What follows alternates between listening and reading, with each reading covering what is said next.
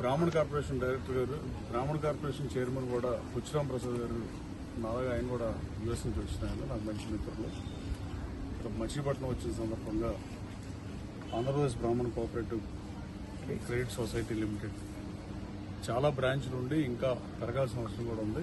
బ్రాహ్మణ సోదరులకి హెల్ప్ చేయాల్సిన అవసరం కూడా ఉంది. అలాగే ఎవరికైతే సభ్యత్వం ఉంటుందో 600 రూపాయలు కట్టి వాళ్ళకి ఎనీ టైప్ ఆఫ్ డెత్ అయినా ఎల్ఐసితో టైప్ అయ్యి 50,000 రూపాయలు అంటే యాక్సిడెంట్ డెత్కి ఇన్సూరెన్స్ ఇచ్చే పరిస్థితి కాకుండా ఎలాంటి మరణం సంబంధించిన 50,000 రూపాయలు ఇస్తున్నందుకు వాళ్ళు అభినందిస్తూ ఈ అవకాశాన్ని వాడుకోవాల్సిందిగా గన్నవరం నియోజకవర్గంలో కూడా ఒక మీటింగ్ పెడదాం అనుకుంటున్నాం.